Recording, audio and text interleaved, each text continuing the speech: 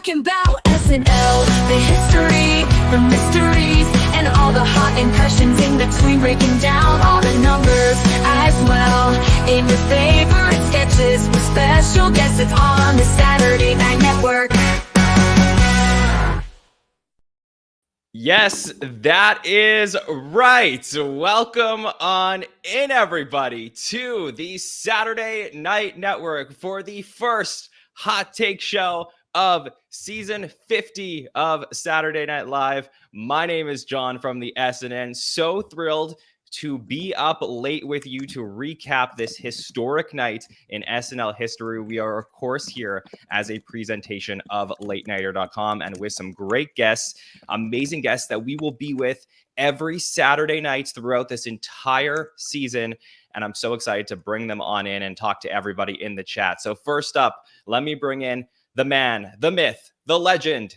Bill Kenney is here. Bill, how are you?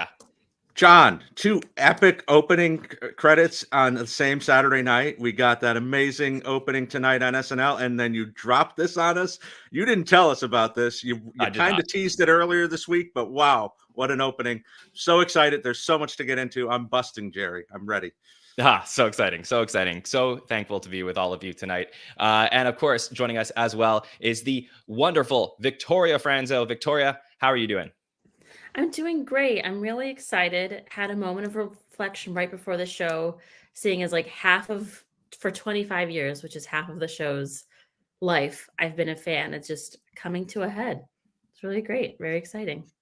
Yeah, it's unbelievable. What a historic night that we experienced. And we're going to talk through every single moment of it. And we know that this is a historic podcast when we launch our season 50 coverage with the great TJ Randolph. TJ, how are you?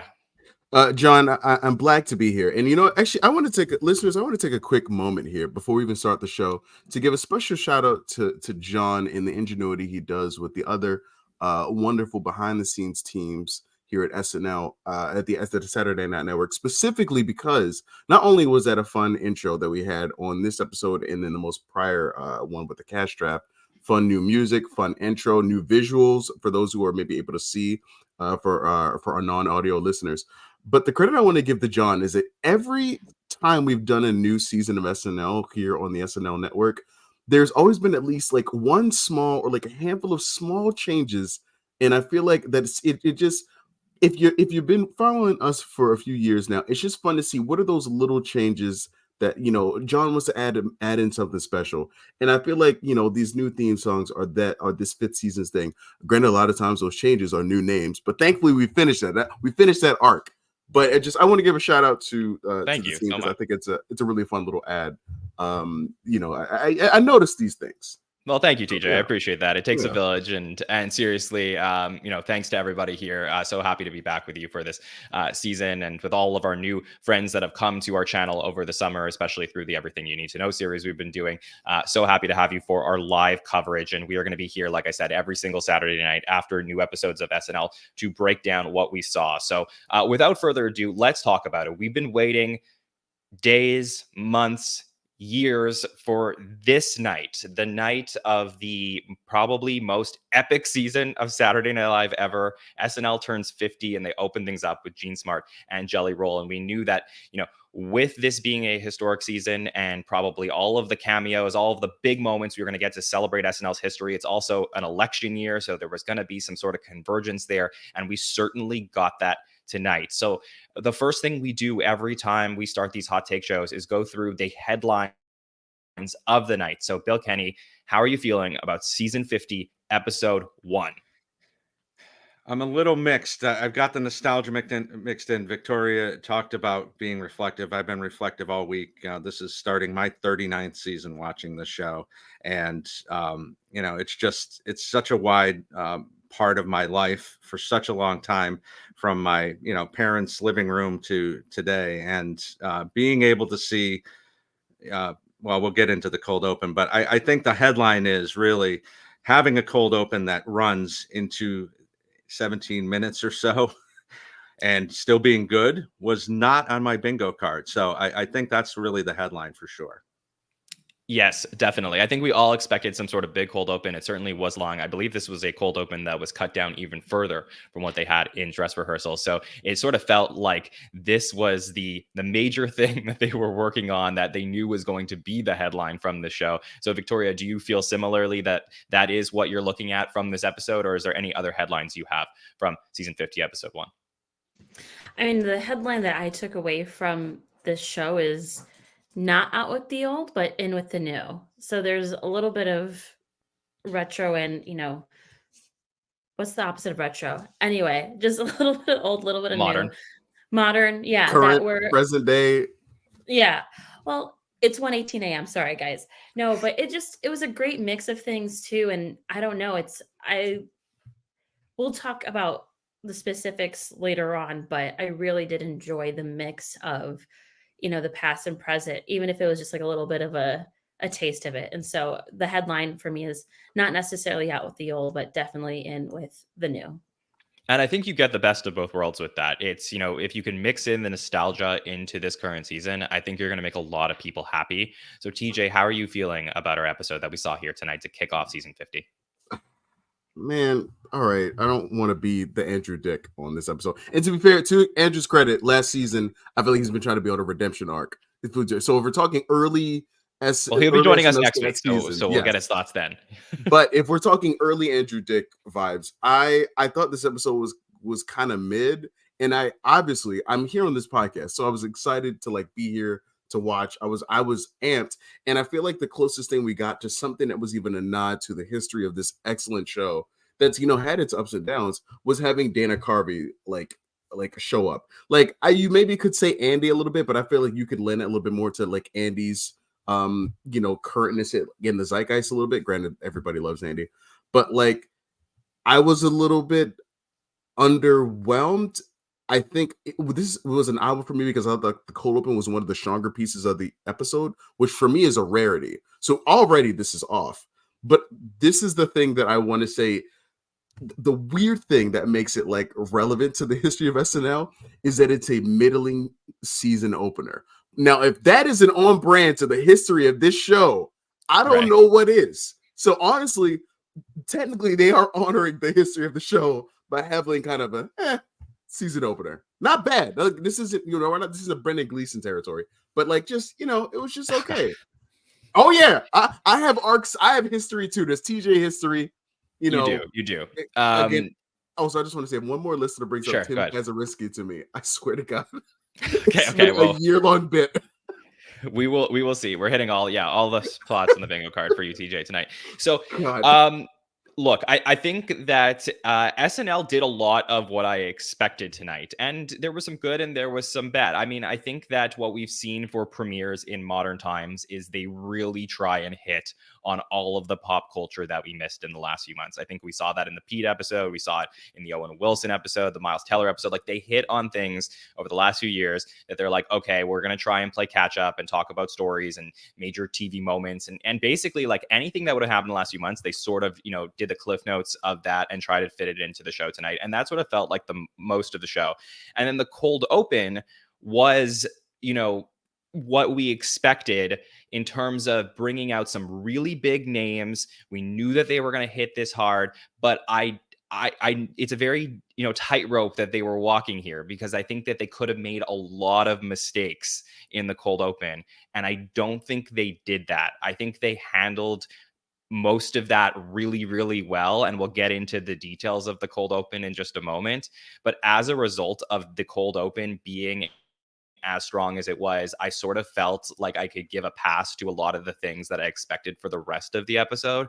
So that was how I was feeling on my initial watch. I think that there was a couple of sketches tonight that I actually thought were really funny, and I want to get into those as we go through this show. But let's dive into definitely the segment of the night that everyone's going to be talking about for the rest of the week. And that is our cold open, where we open up with ABC News Tonight with David Muir, who had anchored the previous debate that we saw a couple weeks back. So Andrew Dismukes is our first shot that we get to see of season 50.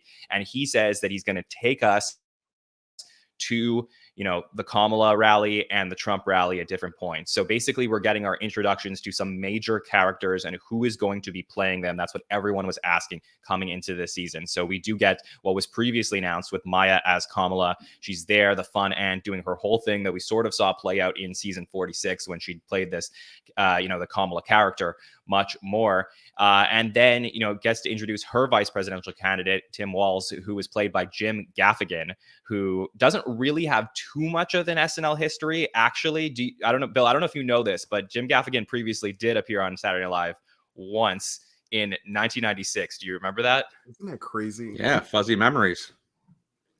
Yes. So very, it was sort of like a weird pull, but I saw it and it sort of made sense here. So I guess they were trying to, again, hit a lot of different types of cameos.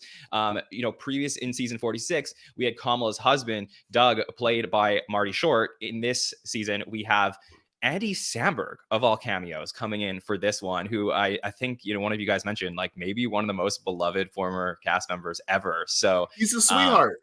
Yeah, like how can you not like it? So I mean, this is like a win-win, getting Andy in the building and having him there. Just so exciting to have him back. And he is one of those cast members who just hasn't come back that much, to the point where people would be like tired of him coming back. So that was exciting. Of course, on the other side, we get to see JAJ as Trump. Bowen Yang is the cast member that is chosen to play JD Vance. And then in comes from the top rope, the legend Dana Carvey, who plays what? Did you say it from the top rope? Yeah, just to finish off this crazy segment that we're putting together. Dana Carvey comes in and plays the 10th different Joe Biden that we've seen on Saturday Night Live. But there you go, Dana Carvey is there to play him. Bill, I gotta know, what did you think of this insane opening segment to season 50 that we got to kick things off? So much to unpack, and you touched on so much of it. I mean, obviously, I got to start with Dana because, as I said, 39 years ago next week, I started watching, and the very first thing that really stuck with me was Choppin' Broccoli by Dana Carvey, this brand new cast member, and so he's part of my origin story. So having him come back after 8 years, we haven't seen him since 2016. And we knew that he had a good Biden, right? We've seen that in the past, and he's done it on his podcast and things like that. So we didn't know if we were going to get Mikey Day or something else. Of course, they're going to put the Biden impression into double digits, which started with his cast member associate in Kevin Nealon all the way back in 1991. So that was thrilling to me. Obviously, as you've all said, like Andy Samberg being there is just phenomenal. It's been a long time since we've seen him too. And Gaffigan, just wow. Like, how has he not been on the show? He's been one of the biggest stand-ups for the last 15, 20 years. He's been all over everything else. So this was inspired after the whole Steve Martin thing where he wasn't going to come in, and we all kind of tried to figure out what was going to happen. I don't know if I heard anybody mention Gaffigan, and if somebody did, I apologize that I don't remember that, but it's kind of inspired, and I think it's perfect. Yeah, Bill, I think I did Steve Martin thing. Did see. Sorry, TJ, I think I did see that some people mentioned him over the summer. Like we did put out a poll when this was sort of the VPs were being picked, and he was definitely one of the options that was discussed. But I feel like if you're going to Vegas, like very outside odds, like you won a lot of money tonight if you bet on Gaffigan. Sorry, TJ, please go ahead. I just wanted, Bill, can you expand on the Steve Martin piece? Well, when he was announced as vice president, that was the first thing that was said, that Lauren had gone to Steve Martin, and Steve said, that's not really my thing. So we were all psyched that, this original guy was going to come back and maybe do it. And he said, no way. So. Okay.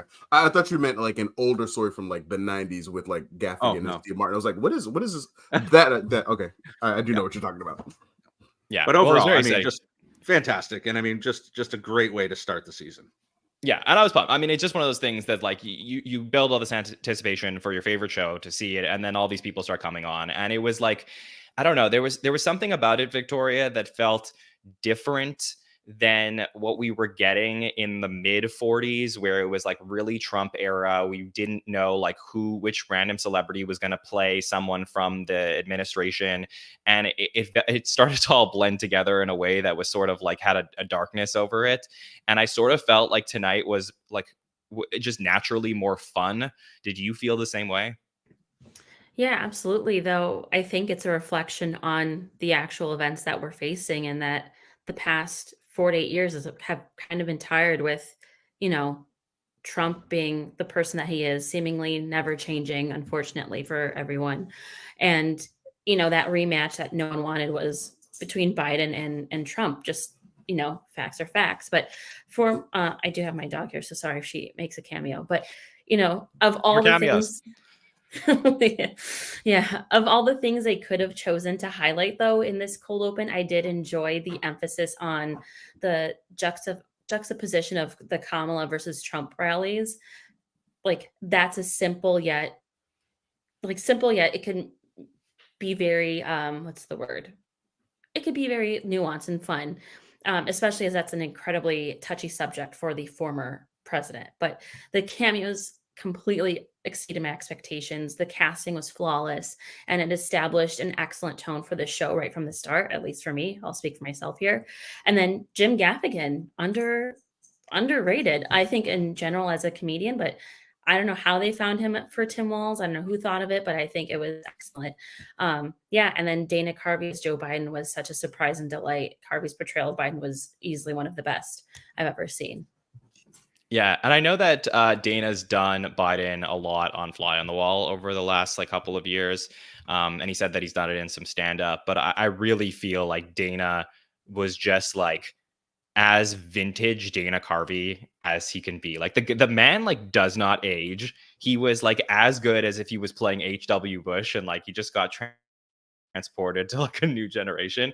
And it's crazy to think with all the different Bidens that we had, and nothing, no offense to Mikey or JJ was playing, but just Dana just shows you why he's one of the best political impersonators that the show has ever seen. And I think he was amazing tonight. So TJ, how did you feel about Dana and all the impressions that we got to see? I enjoyed seeing Dana Carvey because, like I said, it kind of made it feel like, oh, this is a season 50. This is what I would want, is a cast member that hasn't been on the show in the past. That I don't know, somebody that I might not have been born yet to see on the show. So I was like, oh, this is cool. It's respecting the history. But I had a dark thought enter my mind when and somebody correct me on this, because I know that we had the Trump rally piece after the Kamala piece, and we'll get to that.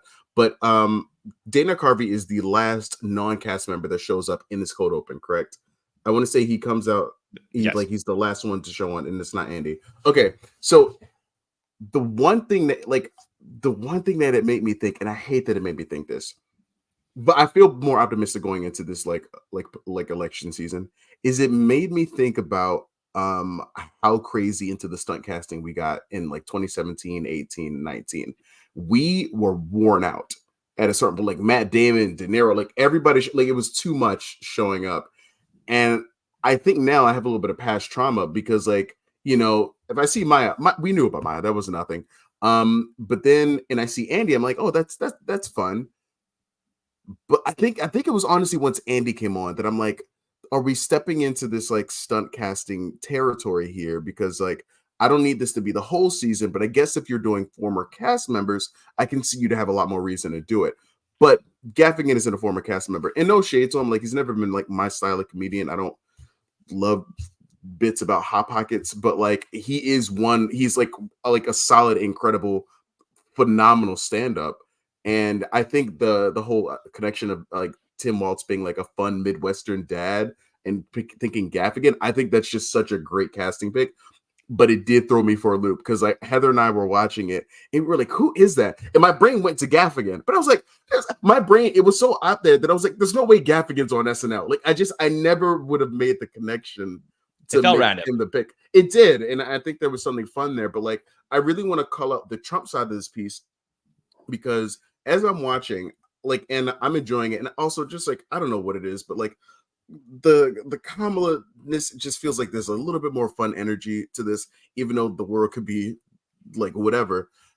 And so I didn't feel as much dread as I have watching 2016 SNL and 2020 SNL when it was political. I had fun watching this cold open, but I think that's because I don't know, maybe I've had hope for the first time since 2008. I don't know. But the Trump piece, can we talk about the moving the bulletproof glass when JD Vance comes out, like, and I also just want to note that, like, we're watching the Kamala piece. Heather and I are watching it, and I see the Kamala piece kind of come to an end, and I'm like, all right, if they were smart, you would end it here. But I'm like, I know J has to be there. I know Trump, you can't but I can just see them doing Trump in that season opener. I can feel like they had it in the barrel and they wanted to get it out. So we're 8 minutes in, and I'm like, oh God, they're going to go to the Trump rally. And making this a Dave Chappelle level, like, length of like a cold open. I didn't feel like it was too long because I was actually having fun and I was having a good time, especially when they moved the bulletproof grass. Wow, jeez, I can't even say it. What's going on? It's a hard word to say. I mean, but you know what, TJ, I like your points. I thought here's what I think actually worked for this cold open structurally that worked better than some other ones we've seen for these long cold opens, which is that there's been times over the last few years where they go from like scene 1 to scene 2 to scene 3 to scene 4 to scene 5. And I think what really worked here is they go to the Democratic rally and then they go to the Trump rally, and it's basically sandwiched with the Democratic rally. So you go back to it. So it's like, to me, it felt faster pace because they went back and forth. And I think maybe there was like a camera shot or something that wasn't exactly supposed to be there in the live show. But beyond that, I think that really worked. And I think that, part of the hesitation that maybe we had with the Trump impressions over the last just couple of years is that it felt like very ranty and just long-winded. Like the fact that they were able to put him in a scene, move him over, get JD Vance there and make some build the character of JD Vance and Trump on SNL and how there's now tension between them. Like that's something that can carry over because it is 2 cast members that we don't need outsiders to show up every week to continue this sort of thing happening if they're still in the news. So I think there's a lot of things that they built on really well there. As we wrap up this segment, I just want to reiterate, Andy Samberg, I know like he's not going to get the credit or the highlight of this sketch, but Andy was not known for political impressions during his time as an no.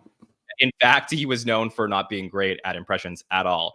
But I will say, I think he did a good job tonight. I know it was like Doug Emhoff as Andy Samberg, but I think that they really found a way to build a character out of like Doug. And I think that if Andy was to continue to do this role in the future, there's enough SNL there in the impression that I think I would love to see it again. And of course, just happy to have Andy on our screen. So overall, like I said, win-win-win for me.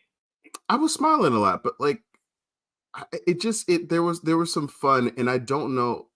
I think I hate the fact that I think that the state of the world has played into my enjoyment of this.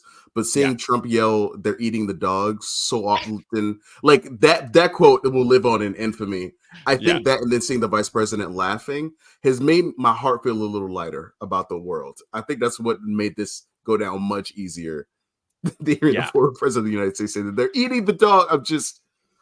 I don't know, man. I feel, I felt like I forgot almost how good JJ is at this impression, and then I heard it then for like 2 seconds, and I was like, oh yeah, no, he still got it. So much to break down about this cold open. We could again do the whole show on it. I think we're going to talk about it throughout the week. So let's keep going and talk about this episode. Before we dive into the monologue, Bill, this opening montage that they did tonight. I know it wasn't what we did here for the podcast, but I mean, incredible stuff from the SNL film unit to put this together, which was sort of like taking all of the opening montages from SNL history and having cast members recreate roles in them. And again, like I have to do the deep dive of like going through each cast member and seeing like, okay, that's, Bowen's doing season 10 or whatever it is, but it's just so awesome. Did you enjoy it as much as me? So good. And only a community like ours could see stuff like that. And the one that stuck out to me the most, obviously, was Kenan on Times Square, going all the way back to season 3, getting to see, when they posed in front of the Times Square marquee like that. And of course, you've got to give that to the man, the GOAT, Kenan Thompson. But I love so much about this. As you said, there's so many different parts of it that we're seeing in this. And we get to see 8H incorporated, which I don't know that we've ever seen in a cold open before. Like that's bananas. Like to see them coming out of a cab that's sitting on the stage and then it turns into the streets of New York. Just phenomenal in every way. Obviously doesn't compare to the SNN new open, but yeah, it's up there. Yeah, TJ, did you like it as well? I loved it. I like the cold open plus the opening theme. I was smiling ear to ear. I was like, all right, let's go season 50 until Gene came out in the bubblegum suit. But like I really like I loved also that a couple of the shots were oneers, like that they were like, oh, JAJ's right there. I think it's Marcelo sitting down. I loved and then immediately felt like, oh snap, is this racist? There's a moment where like Bowen is like supposed to be towering over New York, and I'm like, wait a minute, is this offensive for me? I really don't think it's that, TJ. Okay, Yeah. all right. So I was like, is me like, because my brain went to like whenever I think of like giant monsters, I think about like Godzilla or the Powerpuff Girls, and I was like, wait a minute, TJ, that might be offensive.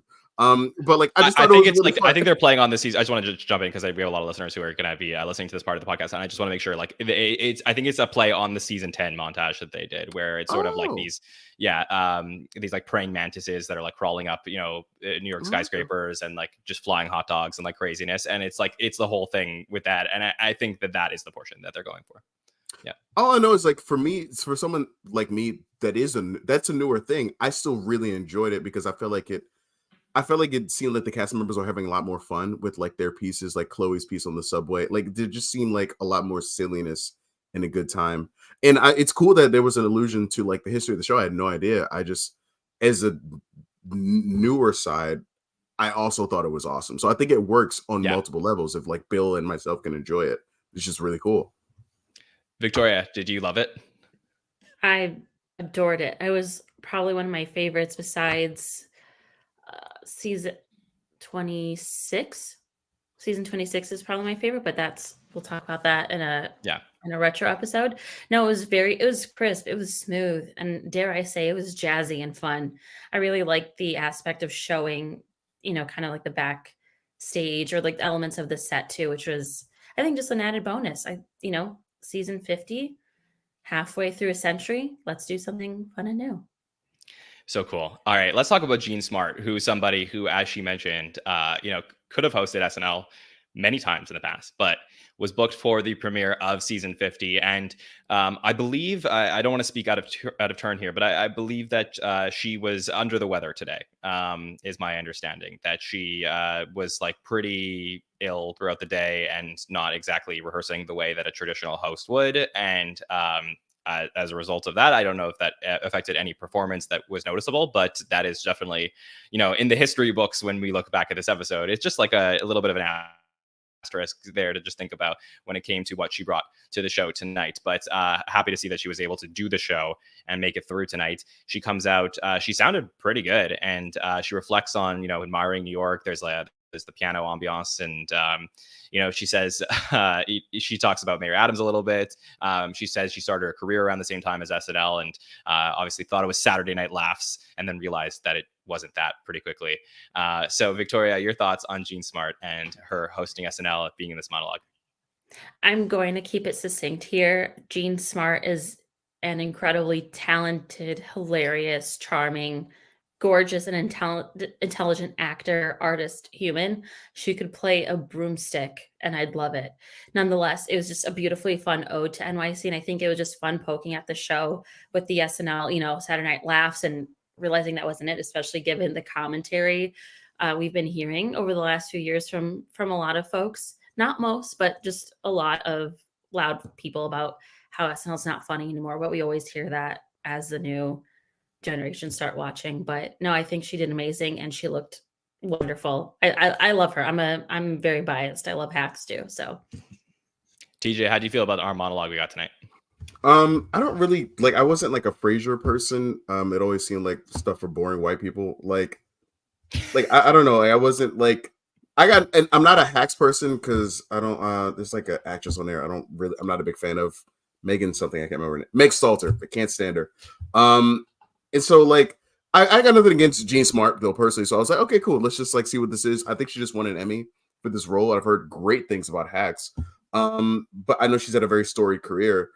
And I'll be honest, I like I really appreciate you giving the context because, like, I think we even heard her cough a couple of times near the end of the Yes, show in the X that was thing. that. So, like, shout out to her. Like, being sick really sucks for her to power through. Like SNL, like obviously no feet. Like, so obviously I wouldn't hold that against her. I think I more just wasn't having as much fun. Like, even though I made the crack about the bubblegum suit, this is more because I thought it just it's funny to me, honestly. But like, if I'm being honest, I didn't really enjoy more the or the choice of the song-a-log. Now, granted, I think it does fit in with like season 50. If season 50 didn't have at least one song-a-log, what are we doing here? That's not really SNL. But like, I think it was that. And as much as I agree that New York has way too much trash in it, I don't know. I guess I would have just I laughed, chuckled a couple times at the lyrics, but I guess I just wasn't having as much fun as I thought the energy was like going to get there. Yeah, it just I don't know. It just didn't hit for me.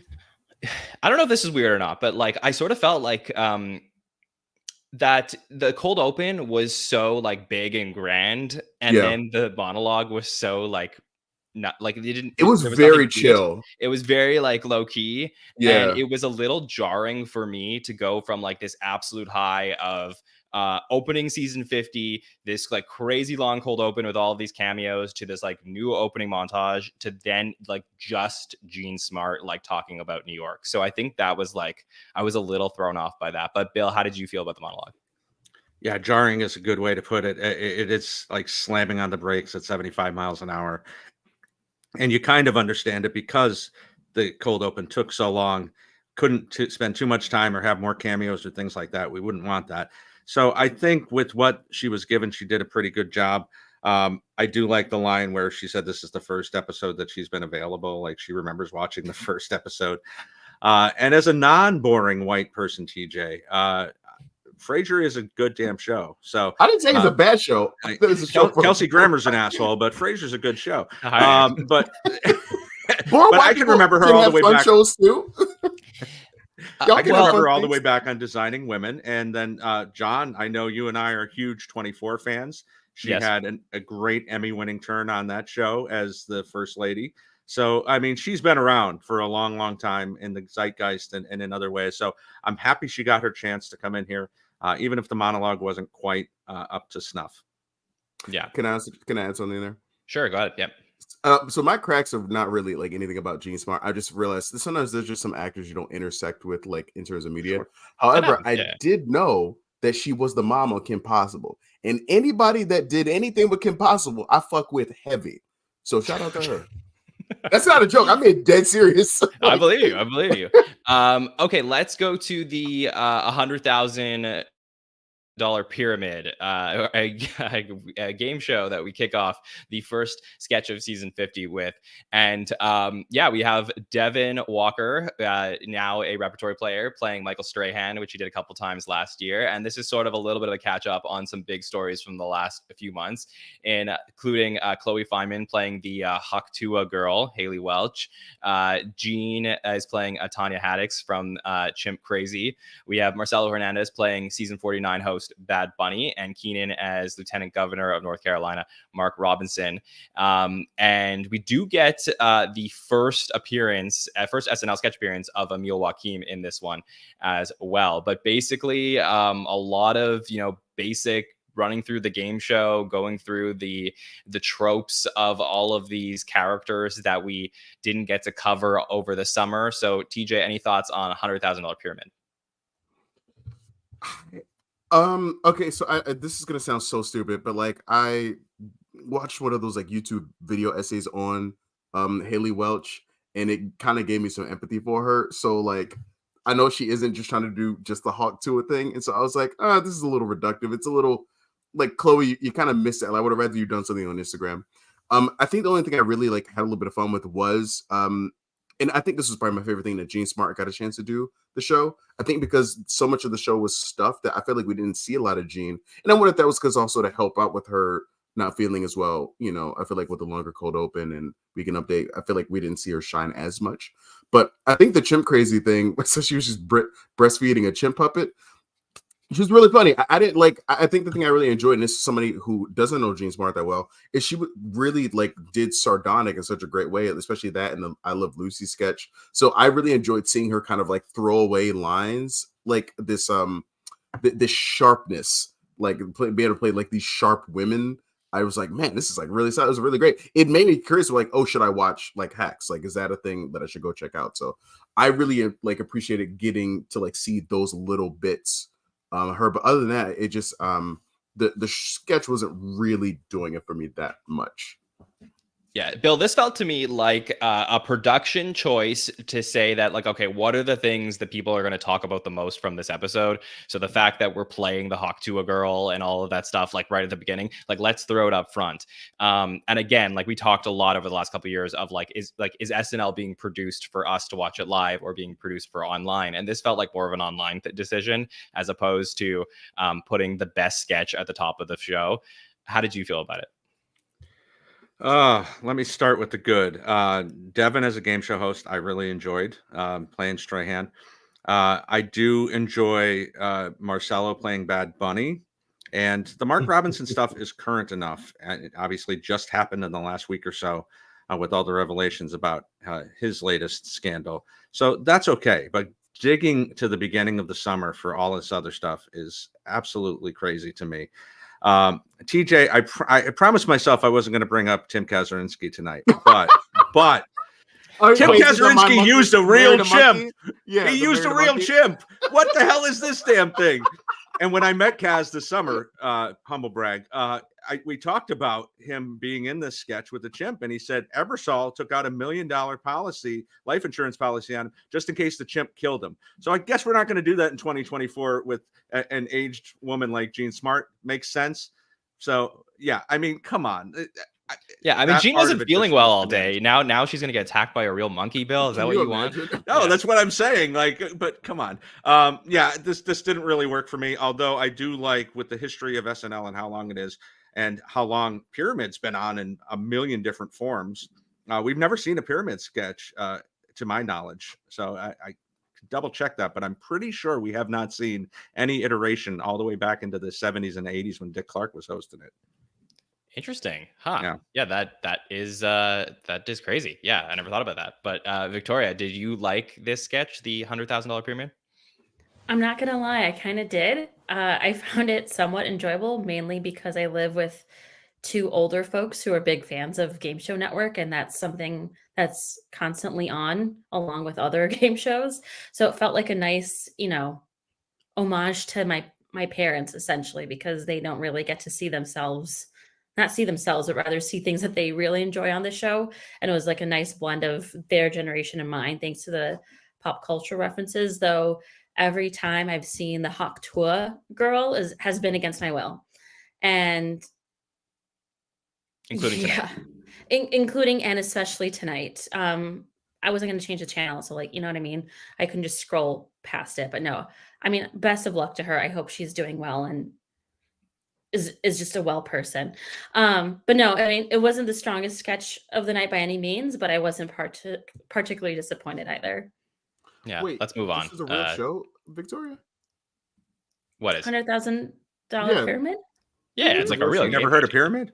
No, like if I'm being, and I'm not joking, like if I'm being completely honest, I thought it was more, sometimes like SNL just like they'll just like give me a random game show title and then they'll just like use it to create a format for the sketch. I thought this is what this is a very real game show. Actually, I believe hosted by Michael Strahan. It is. Oh, it okay. is. I didn't know. It's like Family Feud. They've had 100 different versions of it over the course of time. Yeah. And funny enough, the last few episodes I've seen have had some SNL folks on it. So okay. Yeah. I also think we should go ahead. I just think we should also shout out this is our Emil is the first feature player to get there. Like I think Emil was the first feature player for this season to get like a line on, like because he plays like the Turkish. So I was like, oh, that's fine. Like, and we see him pretty early. So for me, I wrote that down as like a fun little thing of like, oh, he's the first feature player to get like a line. And I want to see how much we saw other people. But sorry, Victoria.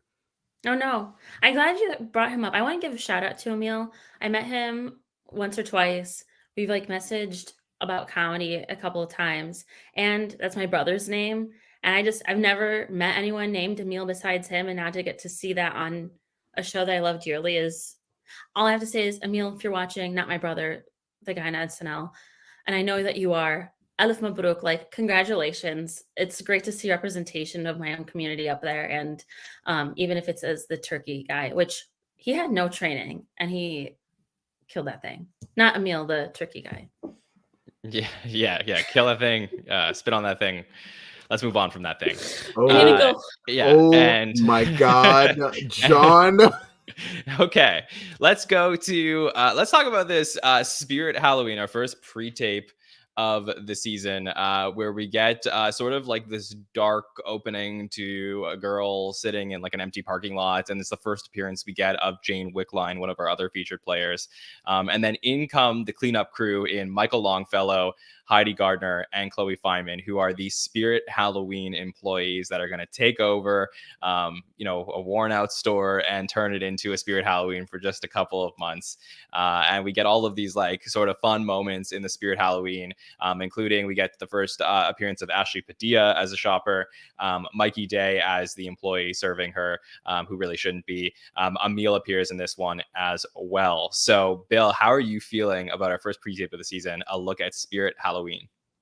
I like this. This is one of those pre-tapes that you get where you're saying, all right, how have they not done this already? Because this is a big joke with Spirit Halloween. I mean, how many times have we seen a meme with, Spirit Halloween over, a Trump headquarters or something like that, because they take over every building. And Mikey is great in that small role. I like to believe that this is his continuing arc as the Waffle House father, and now he's working at a Spirit Halloween. The references to my daughter and I talk about this all the time because she loves Spirit Halloween, and she'll send me pictures when she goes there of these ridiculous titles of, and talking about the fat yellow worker, which is the minion, and then obviously ending with the blonde singing woman was fantastic and got a real kick out of that. So it seems on the nose for something like this, and I did enjoy it. Victoria, did you enjoy it? Absolutely. I mean, just what Bill said, I've seen plenty of memes about it online, but this took the concept to, I think, another level with the clever twist of, we're fixing the economy. I mean, very topical, very, and the nostalgic nod to Kmart was brilliant. If you know, for those who are old enough to have shopped at a Kmart. Oh my God. God. I thought it was really fun. And the Mikey bit was, I think, just an added bonus. It didn't need to be there, but I think it was really funny. Are you over 18? No. Well, I need to call someone. I felt like when like cashiers aren't 21, so they need to like get someone to like ring up alcohol.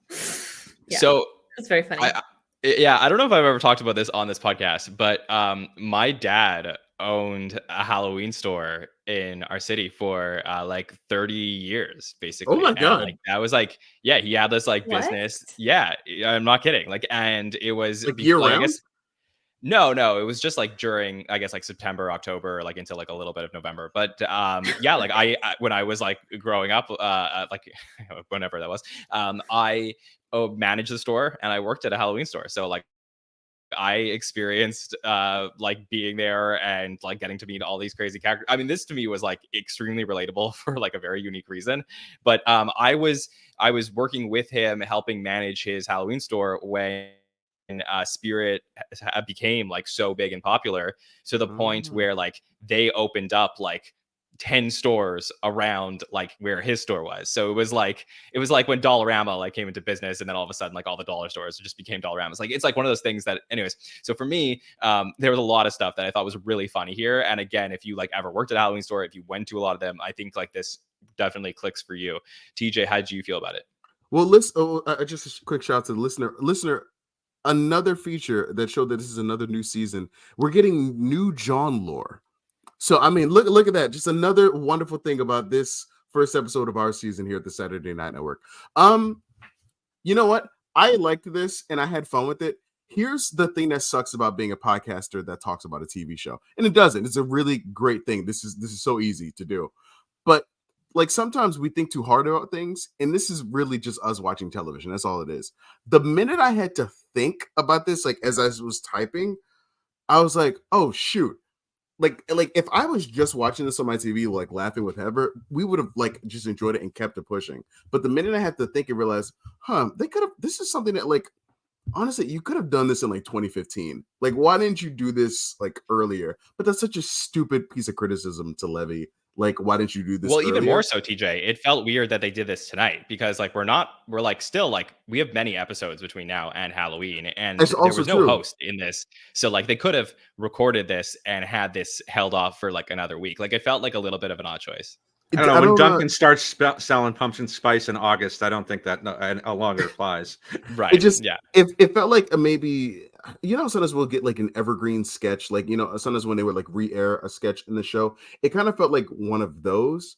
And I like, nothing about this sketch was bad. It just, I think it felt this. I know what it was. This is the thing. It felt too close to what an actual Spirit of Halloween training video would be, because all the jokes were their exact business model. It's like when we were making jokes about like Trump in the late 2010s, where it was like, this man is just the fact that he's saying they're eating the dogs and they had a bit about it, but honestly, was it that much better than they're eating the dogs? So it was like, for the Spirit of Halloween, it kind of felt like, if I'm being honest, like, it doesn't, I don't feel they really elevated it so much as like pointed it out. Like, it works better as like a Weekend Update joke than as a pre-tape. But again, as a single piece by itself, if you're just enjoying the show, listeners, don't like take, like, just, if you enjoyed it, just enjoy it. Like, simple as that. Fair enough. All right, let's keep going with our Scholastic meeting, where Jean is a romance novel out of retirement, and she's been tasked with writing an AP math book. And basically, we have Ashley Padilla in a live speaking role, who introduces the sketch. Ego, Keenan, and Mikey are sort of the Scholastic, I guess, producers. I don't know what the word is, but and then Jean is this famous romance novelist, Barbara Berkman. And, you know, they go through all of the different, you know, things that have been written in this textbook that are sort of plays on, you know, sexual innuendo mixed with numbers, and, you know, keep telling Jean why this is not working the way that it should. So, Victoria, your thoughts on our Scholastic meeting? I mean, who could resist, you know, bit into the forbidden apple and then the juice and then into the forbidden mystery that lay beneath and his sweat stained undershirt, you know what I mean? In a textbook.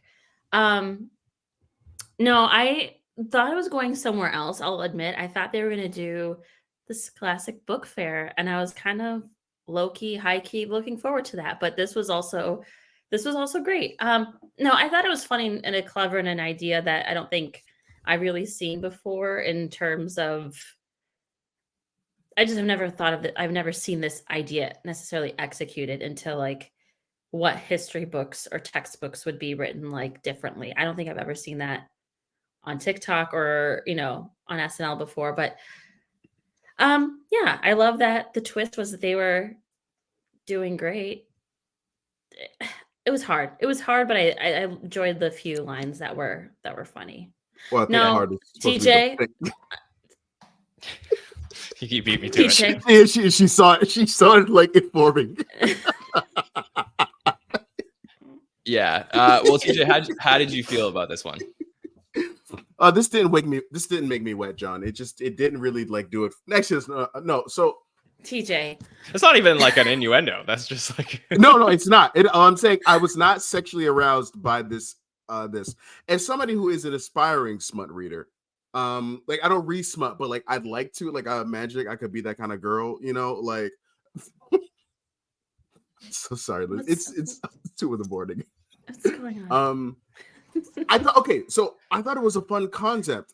Like, you know, it's something you would never think about, like, because romance novels are huge. There's like a massive thing on TikTok, where like people will share like about like smut and like reading. Like, it's a massive thing.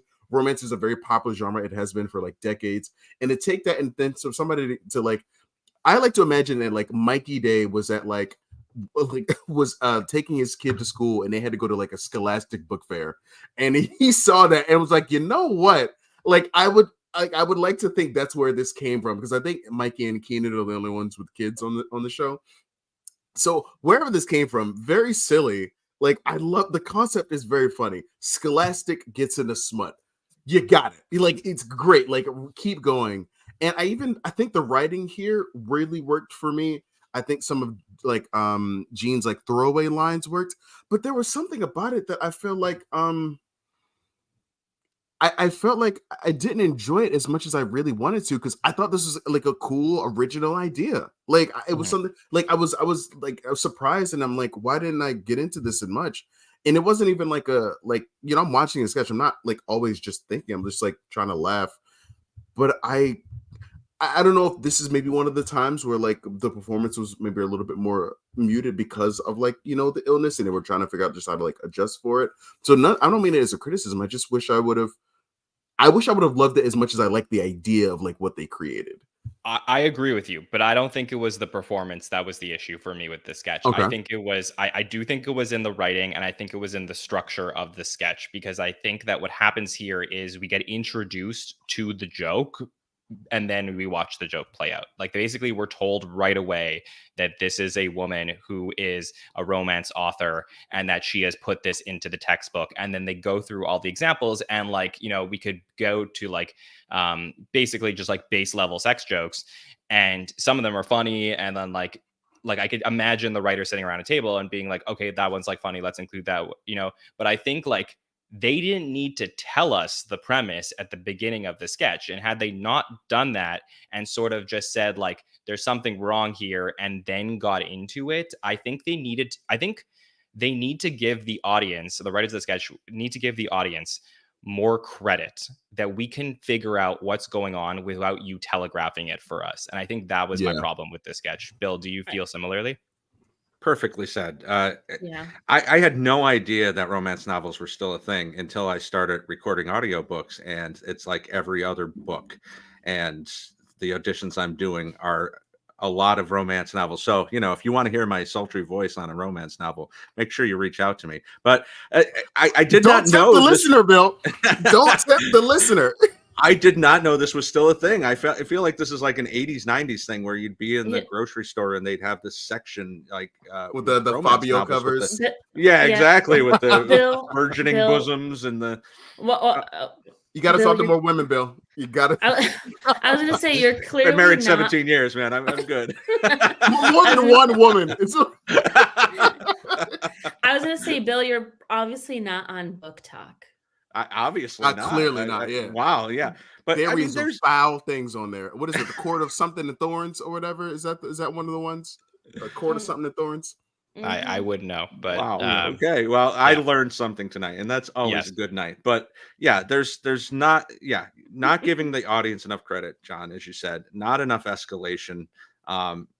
Just putting a button on it at the end. Oh, they're selling great. Now, I did get some laughs from a couple of things like the what's 67 plus 2? That's easy. Not that easy, she said with a smirk. Like that kind of stuff. I'm easy pickings for that. But that not enough here. So a little disappointed. And we lost some of the laughs through no fault of Gene. She did not get the book cover out. So you couldn't see what was supposed to be the joke. And like the audience just goes dead. Yeah. So I think that kind of took people out of it pretty early on. Yeah, that is fair. Okay, so then we get to Jelly Roll, who performs 2 songs tonight, including Liar and I believe a new song that he's not released yet called Winning Streak. So he has an album coming out in October, Beautifully Broken. So Jelly Roll tonight, it was fun to get to see him on the show, sort of, like a soul country artist. As notable as it was to have him be the musical guest for the 50th, something did happen during these musical segments that was extremely notable from an SNL perspective. And how about Lorraine Newman's daughter, Hannah Einbinder, there to introduce the first performance with Gene Smart? Of course, they're co-stars on Hacks, but how freaking cool was that, Bill, that we got to see Hannah on the show 49 years after we got to see Lorraine Newman be a part of the original cast of Saturday Night Live, and just an awesome moment. Yeah, geeking out for sure. I thought about it a lot watching the Emmys a couple weeks ago, and every time they cut to her and how much she looks like Lorraine circa 1975, it's bananas how much she looks like her. So to have her on, like I think that was my low key hope cameo of the week, that we were going to possibly get Lorraine in the building and have her on stage at some point with her daughter. You know, like the whole Hacks connection. But this was great, and this was a good way to kind of bridge the entire history of the show, because if you know, you know. So I love that. Love this part of it. I really Yeah. gotta check out the show. Yes, you do.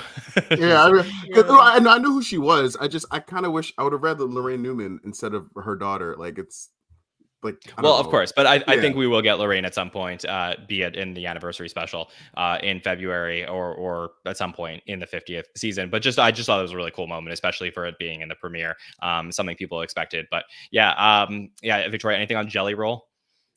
I mean, I think that was the first time I've ever heard. I've heard of Jelly Roll, but that was the first time I've heard a song of his, or any songs of his. So it was great. He's very talented. I was expecting Hannah to be in a sketch, but I'm glad that we got to see her. I knew she was going to be around because of course her mom plus Jean. But yeah, no, I was really happy to see her. Yeah, TJ. Yeah, I'm actually a I don't know. I always really enjoy even if it's not a musical guest that I like, I genuinely enjoy getting a chance to watch a musical guest. Like I remember when like Kelsey Ballerini was on and I was like who is this? And like I had like, like I always have something to come out of my mouth because I know John was like a big fan. But like I'm always like, who is this like new artist? I'm not a country person. There's some things like we didn't need to see Greta Van Fleet, but I'm still like watching because I'm like, this is something I'm not gonna run into. And maybe I can see something that like is going to be like new for me. So like I didn't know initially that Jelly Roll was a country artist. For some reason I thought he was a rapper, but I'm almost sure I was mixing him up with Action Bronson. I'd heard of Jelly Roll, but when I saw their two faces, I think I just got the two mixed up. That I thought like he was like a rapper. But like Well, he does have songs out now, by the way, with Machine Gun Kelly and with Eminem. So there was like a chance that those artists may have appeared, and obviously they didn't. But just that may be where the confusion came in. But MJK also like he does a lot of like punk rock stuff like too. So like, but Right. like the reason I was simply said, I really enjoyed his like first song, and I'm glad you said the word soul because when I was listening, I was like, there's something just wonderful going on here, and I was like, I hear little bits of country, I hear little bits of, I thought little bits of gospel like going on, and like I'm glad you said soul because like that's the thing that I was missing, but like.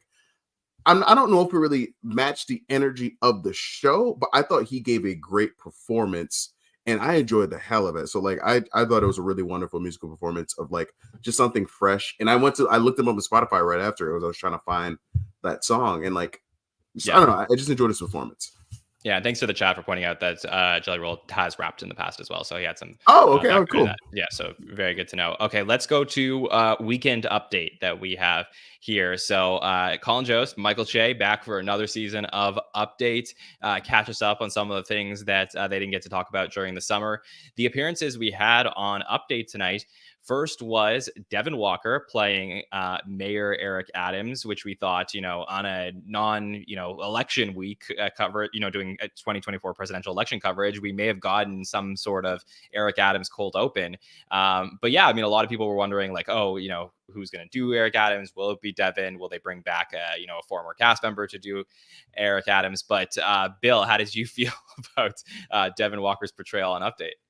Were you hoping for a Chris Red cameo, John? I knew there was no chance that would happen, so there's no hope needed, but I couldn't stop thinking about sometimes impressions are so damn good from a former cast member that it's hard to see the transition into somebody else. We saw this with W, we saw this with a lot of people over the history, so it was a little jarring. I think Devin did a serviceable job here, and I do like his play with Che and insisting that they're best friends and they're hanging out and stuff like that. So it was okay. He was put in an unenviable position to have to replace somebody who really overtook this 3 or 4 years ago. Yeah, that's the only thing is just, for SNL fans that we got to see Chris Redd do this amazing impression of Eric Adams in season 47. But beyond that, I thought Devin was really strong here tonight. And I thought Devin had a pretty solid night, like all around, just, in both update and in the pyramid sketch. Like, I just think he did really good in those 2 impression roles. Victoria, did you enjoy what you saw from Devin Walker on update? I did. I also thought maybe small chance Chris Redd comes back, but c'est la vie, as the French say. No, I thought it was really great. Someone in the chat said Tracy Morgan, and I had seen folks online a couple weeks ago or within the last week also say Tracy Morgan was, quote, born to play the role of Eric Adams on SNL. I don't know who they were. It was a viral tweet that came across my feed. So I thought that would have been really funny given the cameos of the rest of the evening. That being said, I do agree Devin had an awesome night, and I think this just added to the list of, things to see. The past season or so with Devin, I wanted to get to know him a little bit more as a comedian, and I think we're starting to see that, and I thought he did a great job here. The free Diddy thing at the end was diabolical. Diabolical. Crazy. Diabolical. The white turkey, 2 words, gobble gobble, diabolical. Nonetheless, very funny. I love Weekend Update, but yeah. Yeah, TJ, your thoughts on Devin Walker as Eric Adams? Yeah, I feel like I just have so many I'm really like struggling to find like the most positive of positives of things. Because I like Devin Walker a lot. Like I think he's like the only SNL cast member I've ever met, and like very nice guy. And I do think he's funny, but I really like that Chris Redd impression. And I think maybe it was also like seeing like Devin play another like bald politician just makes me think about how good his Tim Scott is. True. Like is how great his Tim Scott is.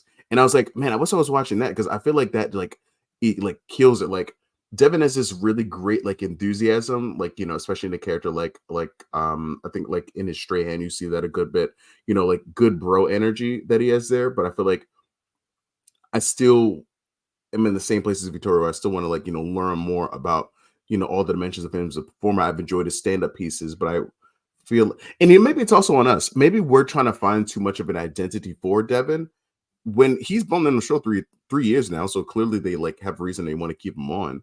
And maybe we're trying too hard to try to put him in a box when, he's servicing. Like every time he's doing something, he is servicing and he is funny. I enjoy him. The free Diddy but I line think he's doing like what a lot of good SNL cast members do as they're sort of becoming, growing in their roles as cast members, and which is that he's like good at him. He does impressions, and he has like a certain type that he likes to play, and he sort of brings his Devin Walker personality into the impressions. And then eventually, like, it would be nice to see him anchor some more sketches, but we'll see. We'll talk through that this season to see now that he is a repertory player if we'll get more of that. But I thought for night one, pretty good night for Devin Walker overall. Yeah. We do then get to Bowen Yang, who plays Mu Deng, who basically it was Mu Deng, but as Chapel Rowan, the pygmy hippo, and basically does the entire Chapel Rowan speech. Victoria, you seem like you're just dying to talk about this. That was incredible. I love that. I'm so sorry. That may have been my... Oh, I'll be careful here. I don't know if it's my favorite Weekend Update guest, whatever it's called, because it's 2:16 a.m. But like, it was up there. It was so clever. I just really love the like Mu Deng plus Chaperone, and then Bowen like just playing it. It was perfect for me. I don't know. I'm just a girl with a dream. It was perfect. Victoria, you're right on the money, because I feel like a crazy person because in the first piece of his like speaking, I remember seeing on Instagram a couple of weeks ago, there's like an interview that Chaperone does where she's kind of like, I'm just a girl from the Midwest, blah, blah, blah. She says a few things that I was think like, it was like verbatim, TJ, just yeah, literally. I was like, yeah. It was like hearing Bowen say that, like, I thought I was tripping. I was like, sounds a lot like that Chaperone video, but I'm like, I know she's popular, but like, and she's only on the show, but the fact that they called out at the end, and I felt like, oh, good, I'm not a crazy person for thinking this like illusion. But let's talk about the elevation of Bowen Yang but just adding in the hose to break up the monotony, throwing in that extra comedic beat for just a bit of fun, because it already is fun to be like, all right, to take the essence of like in the popularity of Chaperone, try to put that it like to turn it into the Hippo, kind of like when he did like the pop star with the iceberg. Like obviously like there's a fun little marriage there, but to throw on the physical gag that's not Bowen singing and dancing, it's just him being shot with a forceful hose of water. Honestly, it's like it was fun, and it was just something that like I didn't anticipate. And I also just love him calling out her calling out that she's not going to be endorsing anyone in the election.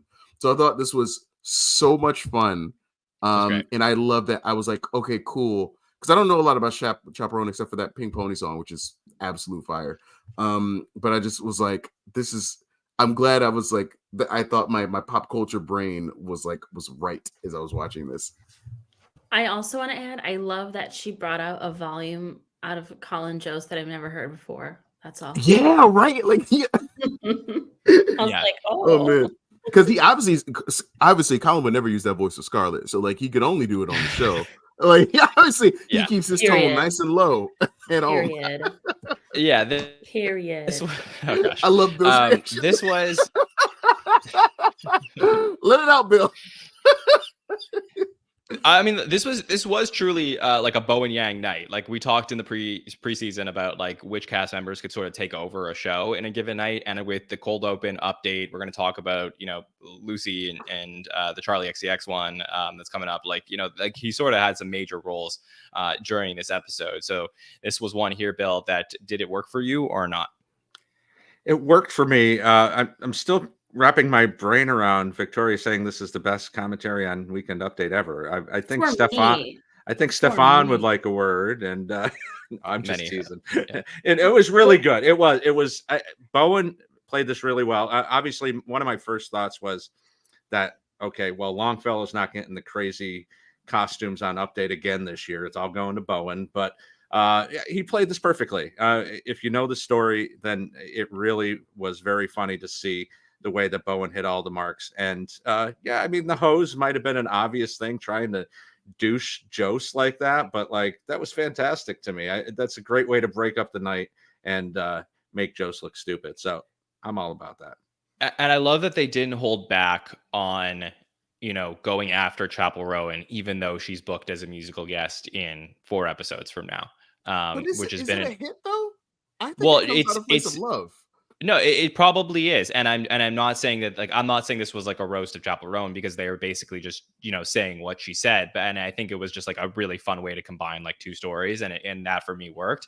But I wouldn't put it past Saturday Night Live sometimes to hold back based on knowing like who's almost in the building, and I think that this was just like, I'm glad they went for it, and it was fun. So for me, this was good. I think it was a solid Weekend Update this week. The cut Weekend Update piece that we didn't get in the live show was Ego Wodem was on Update as Janet Jackson, who recently came out questioning if Kamala is really black or not, and she comes out and that was that was the piece that we didn't get on Update, and Janet Jackson basically talks about that through the lens of Ego. So all right, hear about that, TJ? That's a tough one for the black community. I'm not gonna lie. That's a tough one. Oh, you should have been on Twitter that night. Oh my goodness. You guys know I don't use Twitter. I got a lot of respect for Janet Jackson. That like it's really tough to question. That will hurt. I will say, by that point in the episode, I literally was asking the question, have we seen Ego all night?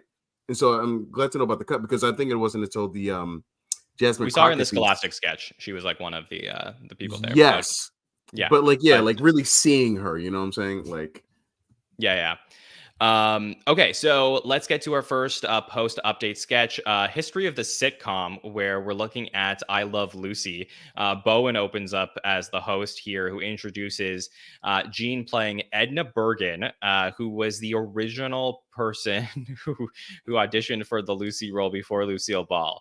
Marcelo's playing Ricky. We have JJ and Chloe in this one as Fred and Ethel. So we get to see all the test footage from I Love Lucy. And Bill, this was a show from your generation, so we're going to start with you here.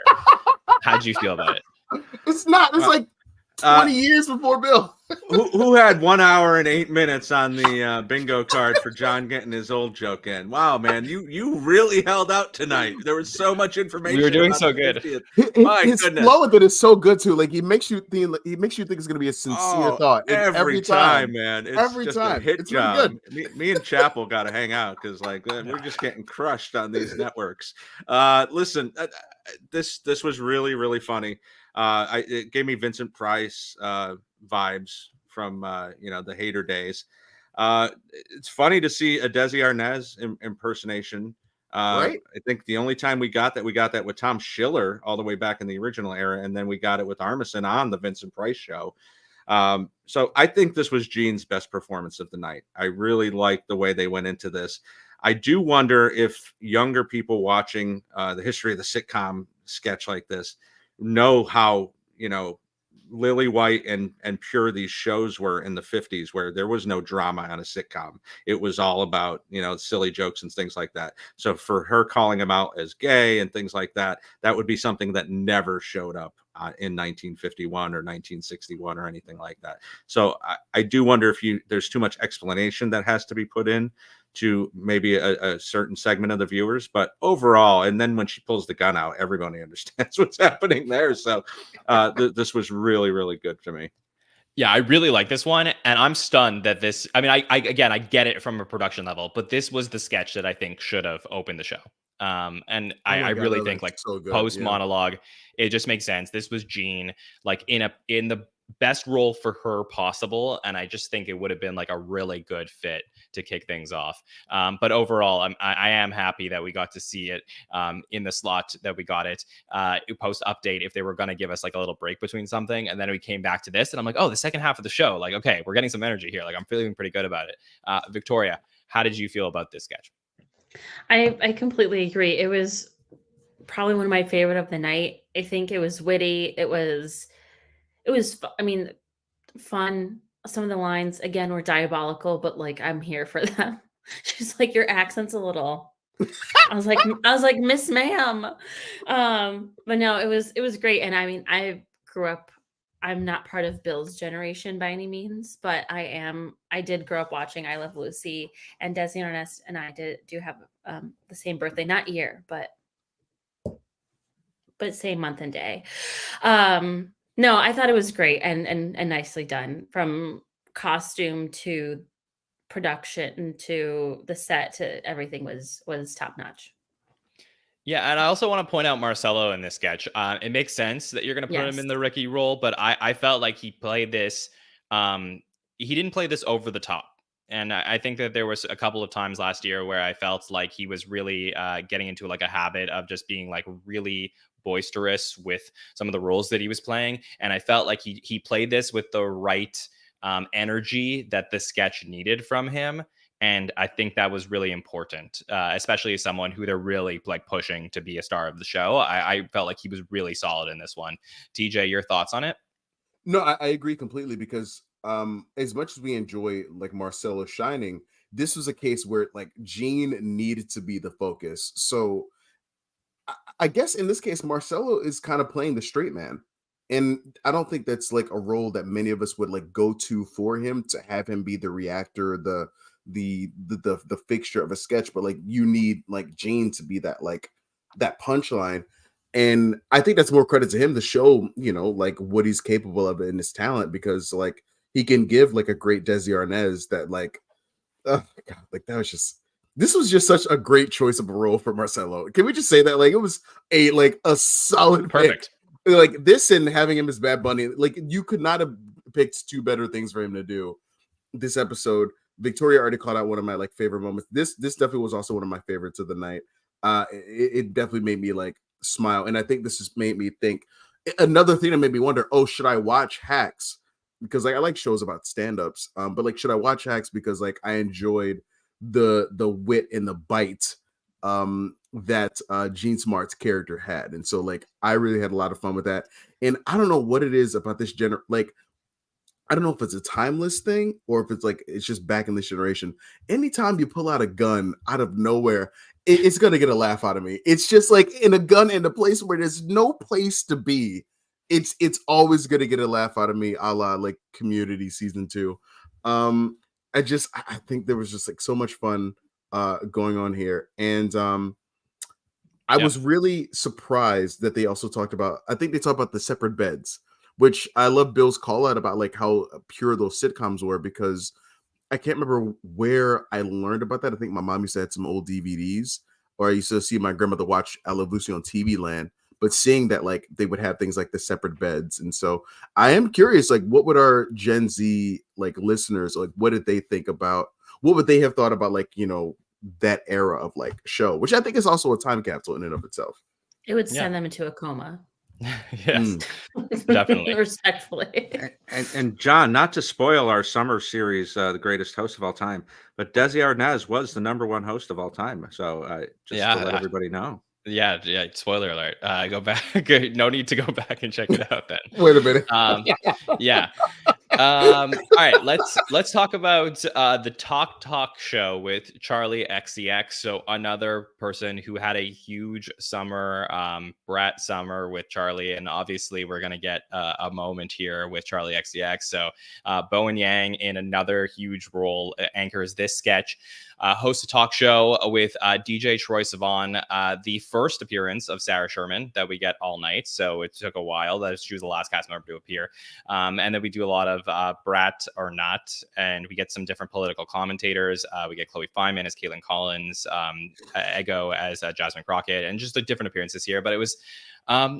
this felt a little jumbled to me, Victoria. I don't know about you, but I feel like, again, like... if you're gonna do the pop culture thing at the beginning of the night with the $100,000 pyramid, I don't know that we needed to like do this again. I don't know. It didn't really come together in the way that I wanted it to. Yeah, I think there was definitely room for Charli XCX given Brat Summer, and you know, she's the woman of the summer. I think there was a space for her. Talk show in this way, I don't know, was the direction they should have gone. Also, having Caitlin Collins, like, and I watch CNN from time to time, but like, does anyone else know who Caitlin Collins is? Probably not. Yeah, it was an interesting choice of who they brought out, the segments. I would have loved if they did like instead of behind the scenes of Guess music video with Billie Eilish and did something fun there instead. Or, you know, or any of her just calling out her music, or like doing a concert where people do the Apple dance. I feel like there are so many more avenues than a talk show, but nonetheless, I still enjoyed it. I wasn't disappointed by any means, but just definitely not my favorite. Yeah, because I get putting Charli XCX in the show in some way, like, and I think that maybe the way to do that was to have Bowen as Charli in the $100,000 pyramid sketch. But I don't think that then like having this happen and having like Charli XCX like suddenly host like almost like a Barry Gibb talk show where it's like, why is this random music? Why is this musician like having political commentators come on? Like that works much more cleanly there because the structure to the sketch and the back and forth makes sense here. Like this to me didn't work as well as like nice as some of the impressions were. TJ, your thoughts on it? First of all, I need to address Victoria because of the amount of disrespect that she just exhibited on the show. Oh yeah, you can take your glasses off. You just said that it was Charli XCX's summer. I'm sorry, Sabrina Carpenter would like to have a word with you, ma'am. Possibly an espresso with you, ma'am. She's still going though. Like it was called Brat Summer, not Espresso Summer. You know what I mean? But Yeah, but did Charli make out with an alien at the VMAs? I don't. You're wearing green, TJ. Valid, but what song? I'm a dancer. What song has not stopped coming on? Espresso. It's literally. Apple. Actually, no, it's not really a song in my dance community. But actually, I like Apple. It's a good song though. Depending on where you are in the corner of the internet, but nonetheless, like I feel the apples. But I'm in the world. We're talking the radio, grocery stores, dance events, espresso. But all silliness aside, for this sketch, this sketch for me was just okay. I was a little surprised to see Sarah Sherman so late, but playing a very well, I mean, I was going to say a very gay Troye Sivan, but that's just Troye Sivan. So honestly, accurate. It was very fun, especially her playing with her abs was very much Sarah's silliness. but no one's talked about this yet, right? Like, did anyone talk about the fact that there was like a vase of flowers and cigarettes in the back of the? Did you guys see this? If you like, John, do you have a picture? Because if you look in the sketch, look in the bottom right corner of the screen. I'm not saying it's not a little thing. There's but like taking up an eighth of the screen, there is a vase of flowers in cigarettes in like cigarette boxes, and it's never addressed in the sketch. And I know that sounds crazy, but I need like a listener to like also affirm that, because my girl saw it too, so I know it wasn't just me seeing something random. But I was like, is this a Charli XCX thing? Like I could assume like smoker, but this was a thing I didn't understand. Like, is this a reference to something? Is it a bit? But it's just funny and it made me crack up, is because it was the only piece of like specific set thing that wasn't like a backdrop, you know, like similar to like the album cover. Also shout out to Egoist Jasmine Crockett and the Bleach Blonde fuck. Like, just shout out to that because that did like stay with my summers off. Okay, Yeah. thank you. All right, John. Here's what you're talking about here. Yes, I'm not really sure what that was, but I'm not sure, but it's clearly a intentional designed piece. It's not just a flower, because it's clearly cigarettes in a box there. Yeah. And so, okay, well, if somebody knows in the chat, let us know. Would love to know that. Bill, what were your thoughts on this sketch? Yeah, this was kind of a mess from the point of, we're doing another thing that is 3 months old. Like, even as great as Ego was in this, and I do like the lines about Vance can't order donuts, but he has the donut body and things like that. Like, there's some really good stuff here. But that happened all the way back in May. Like, what are we doing here? Like, this, why are we covering stuff like pop culture and politics moves too fast to go back 4 months now. So even Brat Summer and Kamala is Brat is like 8 weeks old. Do we have to cover everything that happened in the summer? Like, I don't know. Was this just an excuse for Bowen to play Charli XCX? This didn't work for me on almost any level. So I was a little disappointed, especially this late. And none of us talked about Jean. Like, she didn't have a lot to do here. This was the most notable coughing that she had all night. So I don't know if she was just kind of done at this point. But yeah, this was not. And what was Jean? Who was Jean playing? That too. I don't know. I was trying to figure. She said Suzanne. I was wondering if this was Suzanne Summers. Like, I was trying to figure out what exactly she was. Summers dead, bro. Rest in peace, well, bro. I was like, like that's what. Like, I couldn't think of another 80s Suzanne that I was like would have made sense here. So like, I just didn't know. I mean, the people do play dead people on talk shows on SNL all the time, so it's not like so crazy. Fair point. But yeah, I don't know. Somebody in the chat knows that as well. That would be awesome. Okay, final sketch of the night. Let's talk about it. The Real Housewives of Santa Fe. So we get Jean, Sarah, Ego, Heidi, Ashley, which is nice to see, and Chloe all hanging around the table. When they start arguing like typical housewives, Bowen appears in this one as well. But it is Andrew Dismukes who has another role here, coming in with the hot fajitas as the housewives fight at a Mexican restaurant, and Dismukes tries to set down the plate of the sizzling fajitas. And I'm going to start and just say, this is why I come back to this show. Andrew makes me laugh so much, and like, we didn't get the full-on Andrew Dismukes piece that we got many episodes in season 49, but his facial expressions and the way that he was just walking with the plate to me was so good. And I really thought this was like a really good way to end the night, and I'm so happy that we actually got to include it in the show. TJ, I'll start with you on this one. Your thoughts on it? I had just got done like about a week ago watching that new Hulu show, The Secret Lives of Mormon Wives. So I am very much enjoying any type of like catty, like women, like illusion bit. So this sketch for me actually kind of hit home. I kind of wish it didn't feel like it was a little bit of rushed, because I got a little bit of Andrew. I got a little bit of like this like snappiness. So like, honestly, I could have done with this for another couple of minutes. I was having a very good time. Especially the physical comedy, like the beats. This guy just cannot get these people to eat these fajitas, and I just so simplistic. The sizzling, I think the sizzling is through at least half the sketch. This is, how often have you had that where there's a sizzle through half of a sketch? That's good. As an editor, like, you think about how it's going to mess with the audio. Does the sizzle get its own audio? Like, I just wanted like a funny like beat, like just very silly, and also there is something so fun about like each person talking about being a businesswoman. It's just, I've never seen the Real Housewives. It's something I've like thought about like checking out, but like just something about just having just watched that Mormon Wives like show. Just I don't know. This hit just what I like needed it to. Yeah, and it was so good because like you had to time this well. Like I don't know, like I'm assuming that these like obviously everything's like a prop, right? So it's like probably not like heavy for Andrew to be carrying it the way it does, but like there is like physical comedy that he needs to do here where he's walking in at the right time, like the lines, like there's timing that actually works here. And at the end of the night, when the show is like in a rush to finish and is probably cut down a little bit, for him to be able to pull this off the way that they did with everyone yelling and there's so much going on, I think this was a really good performance. And, you know, most of the physical performances we've seen from Andrew have been like just in the form of him yelling. And I think the fact that we got to see like something else from him shows that like there is a lot of range to him and in a really great way. Bill, your thoughts on this final sketch of the night? Yeah, there is a lot of range, and this could have gone very hammy, very Carol Burnett to pull a Lauren line here, where it's just like, oh, I can't hold the trays anymore, I'm gonna fall over. And he didn't do that. Like he kept it silly, but not too silly. And we do get a lot of good lines in here too. I think Ego's line about, I mean, it's almost like a reference to Lisa from Temecula. Like, I didn't order these, I ordered fajitas. Well, this is fajitas. Well, then I don't know what they are. And bagging the food up, like if you've ever worked in a restaurant, you can't bag fajitas. Like, come on, that's you know the whole point is the sizzle and putting it.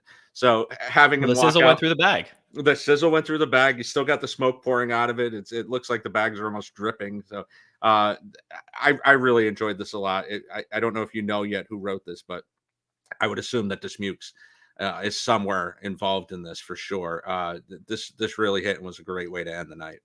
Yeah, I assumed Dismukes and August White had a lot to do with this one. And you know, even to a point where like I get he was like very much like on top of Gene Smart, like at one point to the left side. I was like, and I thought like he had dropped some stuff off the plate, and I don't know if it landed on her or not, but I was like, oh, poor woman was sick, gets prop fajita juice on her at the end of the night. So he has it on Sarah's head too. Like it's literally yeah. he's literally resting the tray actively on Sarah's head at some point as well. Yeah, so this was good. Victoria, your thoughts on this final sketch of the night? I'm sorry to be the outlier here. It just wasn't my favorite. Like I would give it a C+. It wasn't horrible. Okay. I think the timing of their banter could have been better. I think, or just like a steady like back and forth versus there were some awkward pauses that kind of took away from the energy for me. But I think, I mean, to agree with everyone else, Andrew Dismukes here is the star. I love the fumbling with the trays. I love the steam coming from the to-go bags. And I love the, you know, the business owner, the entrepreneur of it all. I haven't seen the Housewives, so maybe that's why I wasn't necessarily getting it. But yeah, I don't know. Yeah, that's fair. And I don't think you need to see the Housewives shows to even get this. Like, to me, like, I think it's just the concept of, you know, Right. the unnecessary fighting. And then this whole thing about them being at a restaurant and like, they never acknowledge that the waiter is like trying to serve them hot food, I think is a fun idea. But if it doesn't work for you, that's totally okay. Hopefully there was other stuff in the night that you feel good about. So let me tell you about what was cut from the night. We will talk about that. And then I will go to each of you to ask you for your rating for this premiere out of 10. We're also going to ask our chat to put the ratings in the chat and we'll put them up on screen. So 3 sketches that did not make the show tonight. One is a pre-tape called A Father's Promise that I believe is up on YouTube now. So I'm not going to tell you anything about it because I don't want to spoil you on it, but it is on the SNL YouTube channel now. That is a pre-tape that was meant to be in the show tonight, but it was cut for time. There were 2 other live sketches that were cut. One was a sort of a show like Game of Thrones or Lord of the Rings called Blonde Dragon People that featured Jane, Andrew, Heidi, and Devin, and characters by Chloe, Bowen.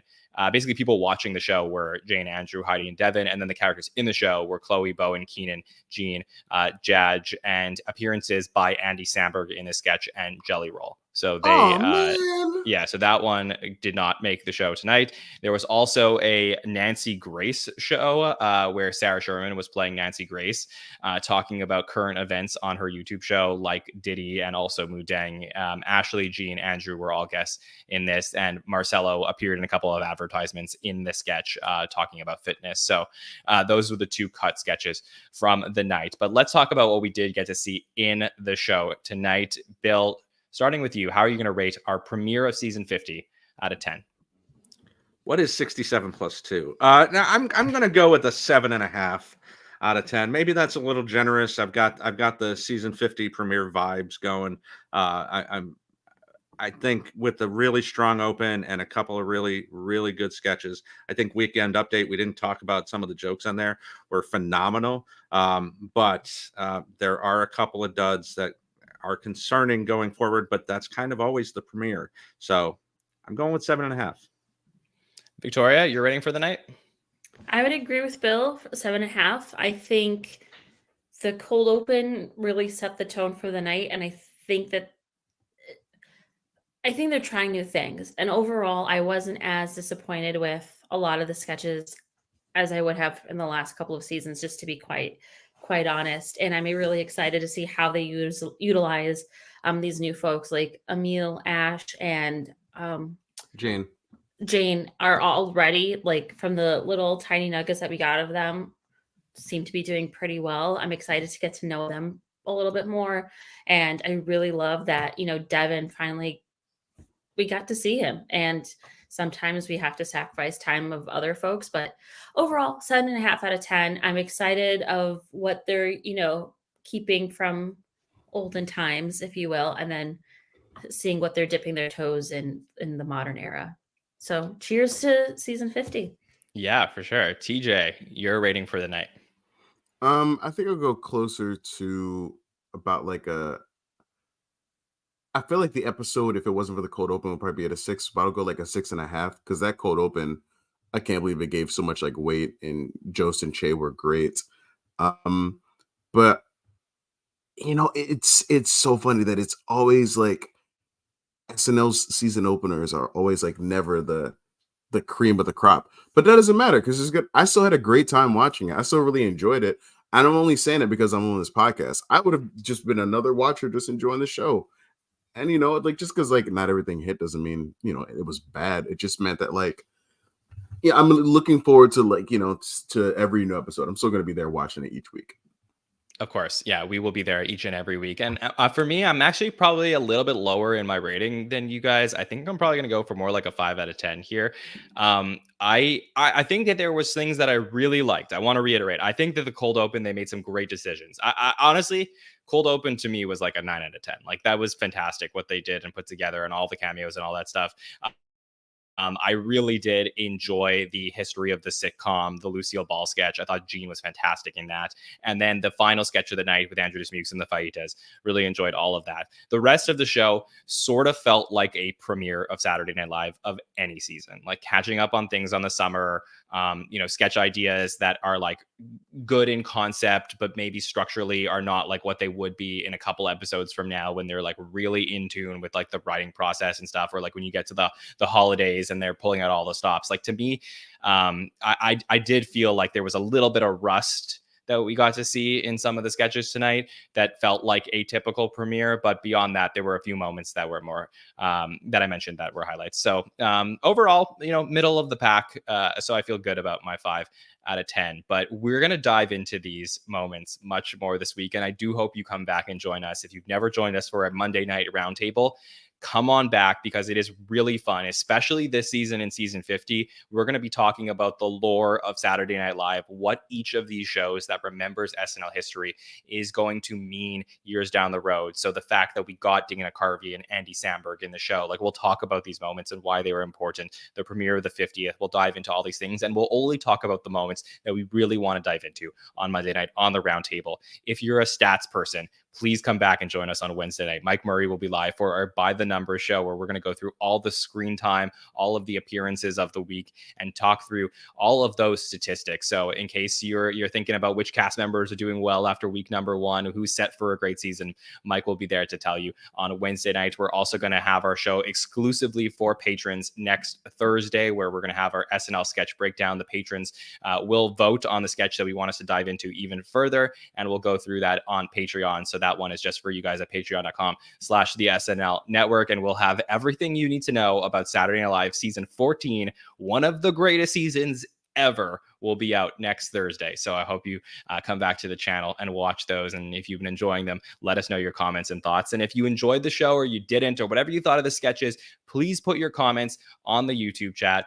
Love getting to read all of them. So just getting to hear from all the SNL fans and their thoughts on the night. It really helps us continue to, form our thoughts as we do all these shows. So love getting to interact with all of you. And thanks for everyone for staying up late with us on this premiere night. Bill Kenney, thank you so much for joining us.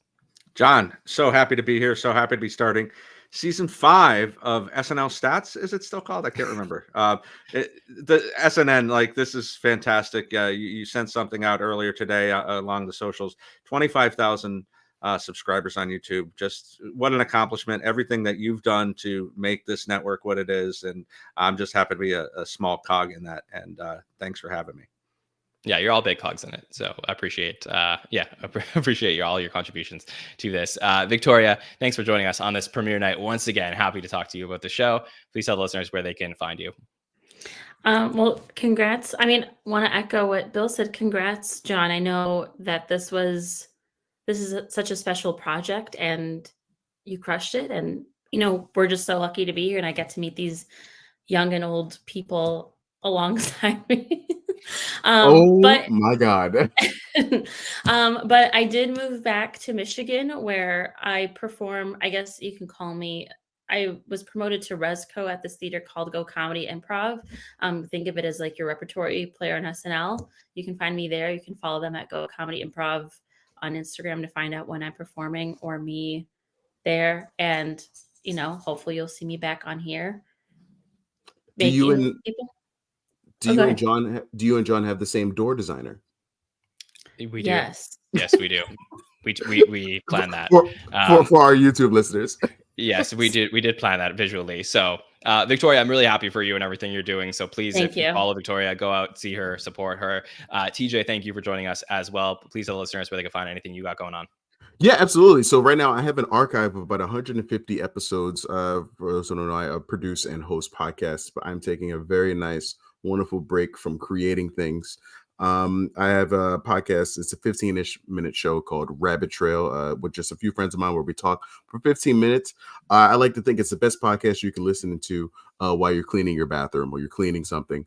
But just a really nice program where we just hash out whatever we want. That's RABID. We finished our 150th episode this past summer, and I am honestly just enjoying myself right now. You can find me at King Compliment on Instagram.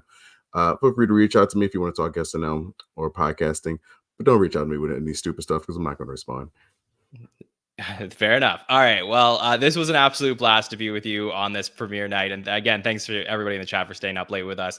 Just love doing this each and every week that we watch Saturday Night Live together. So thank you to Bill, Victoria, and TJ for joining us on the show tonight. Thank you to LateNighter.com, our presenting partner for this show. On behalf of everybody here at the Saturday Night Network on the premiere of season 50, my name is Jon Schneider from the SNN, and we will see you next time. Have a good